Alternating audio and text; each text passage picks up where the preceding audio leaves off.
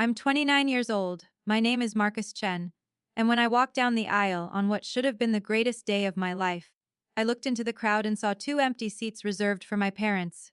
And in that moment, I was transported back to being 17, standing in our kitchen, suitcase in hand.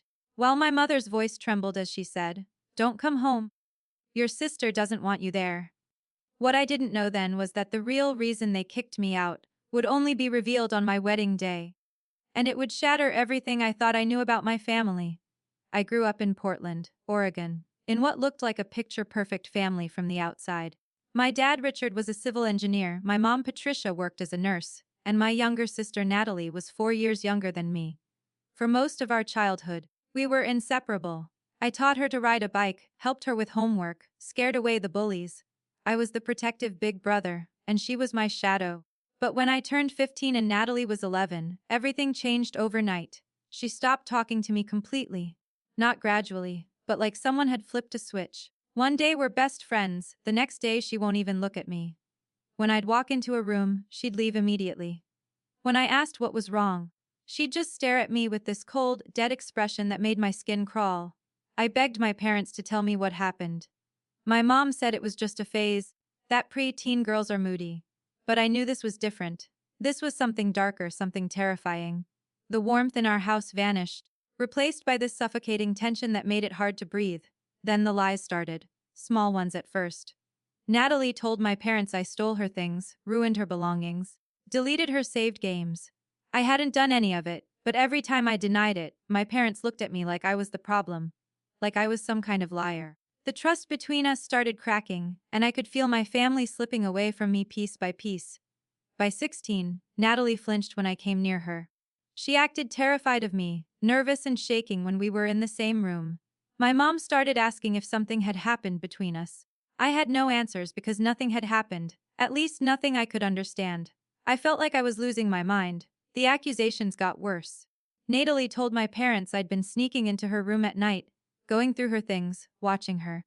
My dad installed a lock on her door. She said I followed her to school, stalked her from a distance, made her feel unsafe. My mom started driving her everywhere. Every new claim was more disturbing, more sick.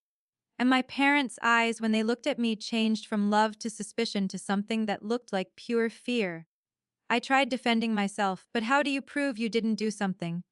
How do you fight against lies that are designed to be impossible to disprove? My parents started treating me like a dangerous stranger living in their house.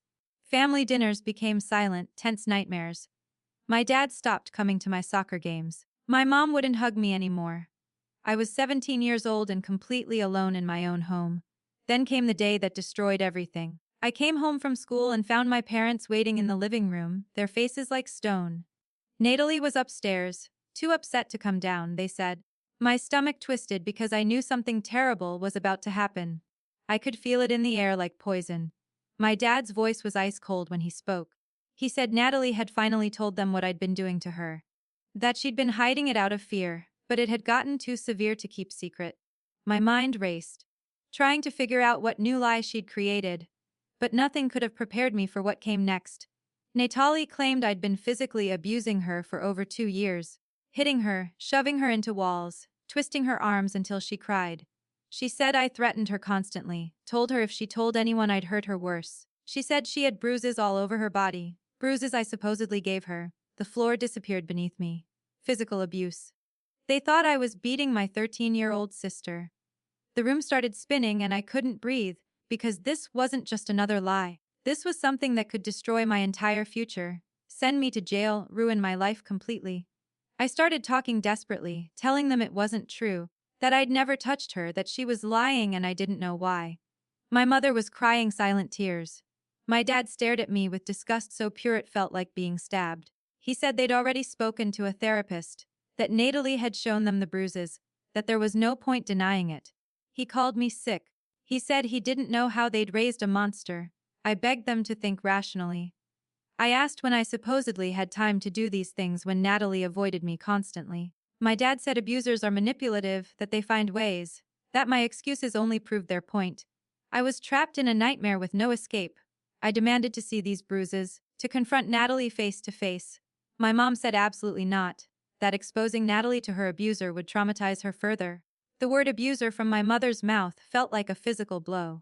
I asked them to remember who I was, my character, whether I'd ever been violent. My dad said that's what made it so shocking, that they never would have suspected, which apparently is common in abuse cases. The next 2 weeks were hell. I lived like a ghost in my own home, completely isolated. My parents wouldn't speak to me. Stay away from Natalie. Don't go upstairs, eat in your room. They contacted my school, told them there were issues, got permission for Natalie to leave classes early so we wouldn't cross paths. My friends started asking questions. My coach asked if I was okay. I lied and said everything was fine while my entire world crumbled. I spent every night lying awake trying to understand why Natalie was destroying me. We'd been so close once. I remembered teaching her to swim, reading her bedtime stories, building blanket forts together. What happened to that little girl? What turned her into someone who would annihilate me with lies?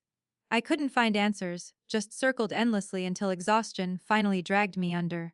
Then my dad told me to pack a bag. Not for a trip. Pack everything because I was leaving. They'd arranged for me to stay with my Uncle Graham 2 hours away in Salem. He'd agreed to take me in until I graduated high school. After that, I was on my own. They were kicking me out with 3 months left of senior year.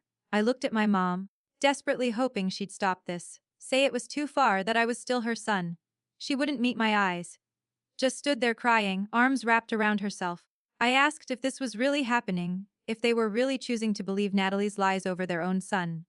My dad's jaw clenched. He said it wasn't about choosing. It was about protecting a vulnerable child from her abuser.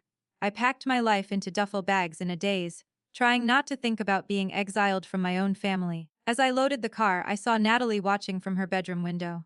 Our eyes met for just a second. I expected triumph, satisfaction, but what I saw looked almost like fear. Then she closed the curtain and disappeared. The drive to Uncle Graham's was completely silent. My dad didn't say a single word, just drove with white knuckles gripping the wheel. When we arrived, he helped carry my bags to the door, told Graham he appreciated this, and left without saying goodbye to me. I watched his car disappear and felt something inside me break completely. Uncle Graham was divorced, no kids, worked as a high school English teacher. That first night, he sat me down and asked for my side of the story. I told him everything, every accusation, every impossible lie. When I finished, he said something that gave me the first spark of hope in months. He said he didn't believe it. Not for a second. He'd known me my entire life, and the person Natalie described wasn't the nephew he knew. He said my dad was stubborn and self-righteous, and once he decided something was true, he'd die before admitting he was wrong. He said he'd tried to argue, to suggest they investigate more, but my dad shut him down completely. I finished senior year at a new school where nobody knew my story. I worked part-time, saved every penny, applied to colleges far from Portland. I got accepted to University of Washington in Seattle on a partial scholarship. It wasn't far enough away, but it was something. Graduation came and went. My parents didn't attend, didn't call, didn't acknowledge it at all. Graham took me to dinner, gave me a card with $500, told me he was proud of me. It was the first time I'd cried in months, realizing this uncle who barely knew me believed in me more than my own parents ever did. College became my escape. I threw myself into computer science, made friends who knew nothing about my past. I dated but kept people at arm's length, terrified of letting anyone close enough to destroy me. My therapist said I had severe trust issues. No kidding, I didn't contact my parents. They didn't contact me. It was like I'd been erased from their world completely, deleted like I'd never existed. I thought about Natalie sometimes, wondered if she ever felt guilty, if she'd invented new lies to explain my absence. Mostly I tried not to think about any of them. Then I met Alina in my database design class. She was brilliant and funny and saw through my defenses in ways that terrified me. We started dating, and I fell for her harder than I'd ever fallen for anyone. She knew I didn't talk to my family but didn't push for details. We moved in together senior year, and the day after graduation, I proposed. She said yes before I even finished asking. Planning the wedding forced me to confront the decision I'd been avoiding.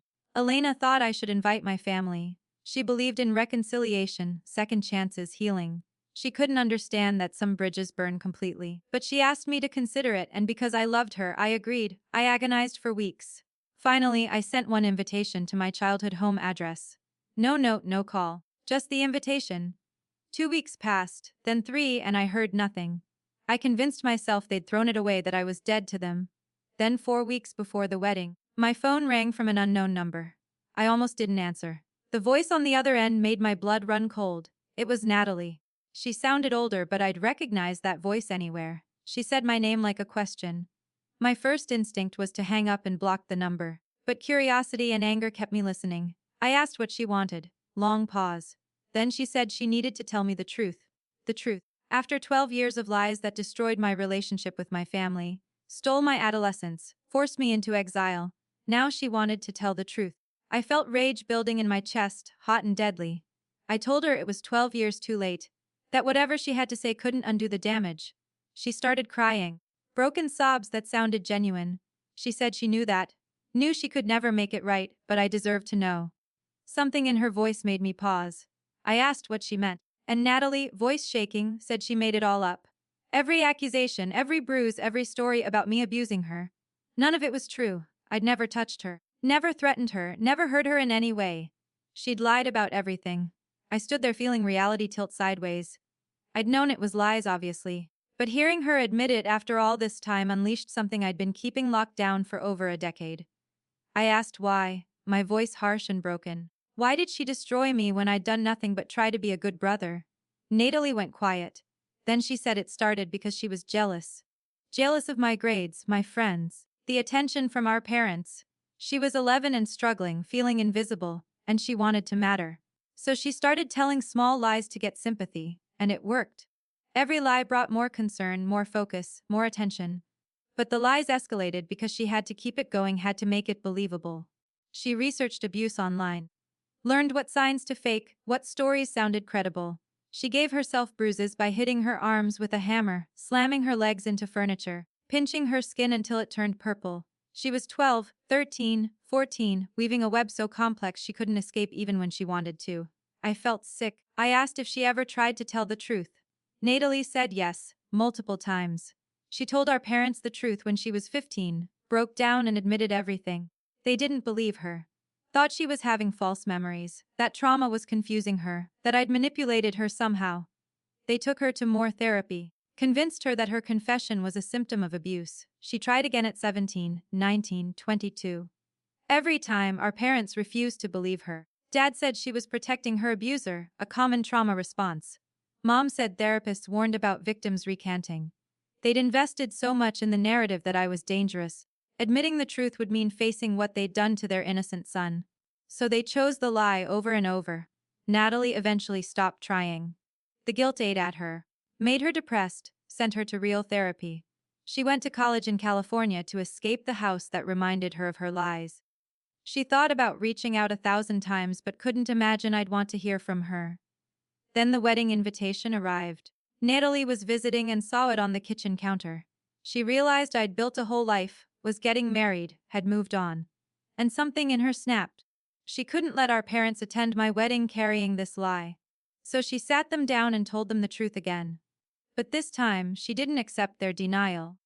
She showed them research on false accusations, forced them to confront the impossibility of their timeline, told them if they didn't believe her, she'd never speak to them again. It took hours, she said. Hours of arguing and crying and Dad trying to shut it down and Mom having a breakdown. But finally, they started to crack. Started to see the holes, the inconsistencies. Started to remember who I'd been before, the good kid who'd never shown a hint of violence. Natalie said the realization crushed them. Dad didn't eat for 3 days, just sat staring at nothing. Mom called in sick and spent hours looking through old photos, trying to find the son she'd thrown away. The guilt was destroying them. They wanted to come to the wedding, Natalie said. Wanted to see me, apologize, start making amends if I'd allow it. They knew they had no right, that I owed them nothing, but they were desperate for a chance. I told Natalie I needed time to think and hung up. I sat staring at the wall for hours. When Alina came home, I told her everything for the first time. Every detail I'd kept buried. She held me while I cried. Elena asked what I wanted to do. I realized I didn't know. Part of me wanted closure, wanted to hear them admit they were wrong. Another part wanted nothing to do with them. I was completely torn. The wedding was 3 weeks away. I had to decide. I decided to call my dad. My hands shook as I dialed. He answered immediately like he'd been waiting. His voice cracked when he said my name. 12 years of regret in those 2 syllables. I told him I wanted to meet in person before the wedding, somewhere neutral. I needed to hear their apology face to face. Look them in the eyes and see if they truly understood. He agreed instantly, said they'd drive to Seattle whenever I wanted. We met at a coffee shop 2 weeks before the wedding. I got there early and watched the door. When they walked in, I barely recognized them. Dad looked old, gray and lined. Mom had lost weight, looked fragile. When she saw me, her expression was like seeing a ghost she'd killed herself. They sat down and nobody spoke. Then Dad started talking, words rushing out. He said they were sorry. That sorry would never be enough, that they'd failed me in every way. There was no excuse for believing lies without investigation, for throwing away their son instead of seeking truth. Mom was crying silent tears. She said she'd replayed those years constantly since Natalie's confession, looking for signs she'd missed, moments she could have chosen differently. The guilt was eating her alive, knowing she'd looked at her innocent child and seen a monster. I asked why they believed so easily, why didn't they fight for me, why was it so simple to accept I was an abuser? Dad's face crumpled. He said he didn't know, that he'd been so focused on protecting Natalie he failed to protect me, failed to be objective, failed to be the father I deserved. I told them I hadn't decided if I wanted them at the wedding, that I needed to see genuine change, not just guilt-driven apologies. They nodded, said they understood, said they'd do whatever it took. Mom asked if she could hug me. I hesitated, then said yes. She stood and wrapped her arms around me, shaking with sobs. She whispered that she loved me, never stopped, that she was so sorry. I stood there stiffly, not quite ready to hug back, but not pushing her away. Over the next 2 weeks, they called every day. Not long conversations, just checking in, telling me they were proud even though they'd missed the years they should have been saying it. The day before the wedding, I made my decision. I called Dad and told them they could come. Not because I'd forgiven them, but because I wanted them to see the life I'd built without them. I wanted them to watch me marry an incredible woman, thriving despite what they'd done. I wanted them to sit with everything they'd missed. Wedding day arrived, sunny and perfect. I stood at the altar and saw them take seats near the back, looking nervous and grateful. Natalie wasn't there. She'd said she didn't deserve to be, that seeing her might ruin my day. I appreciated that. The ceremony was beautiful. Elena walked down the aisle and everything else faded. We said our vows, kissed while everyone cheered. In that moment, I felt truly happy, untouched by the past. The reception was harder. My parents approached during cocktail hour, cautious and scared. Mom talked to Elena while Dad stood there not knowing what to say. I told him I wasn't okay yet, that what they'd done damaged me in ways I'm still discovering. But I was willing to try, to see if we could build something new from the ashes. He nodded, tears in his eyes, said that was more than he deserved. During the father-son dance, I stood frozen. Dad was sitting at his table looking devastated, not expecting to be included. Graham started to stand, ready to step in as he'd done for years. But something made me walk to my dad instead. Extended my hand. His eyes went wide with shock and hope. He stood carefully and we walked to the dance floor. We swayed in uncomfortable silence. Then Dad whispered he was sorry, that he'd give anything to go back, that losing me was his biggest mistake. I told him he didn't lose me, he threw me away, and there's a difference. He flinched but nodded.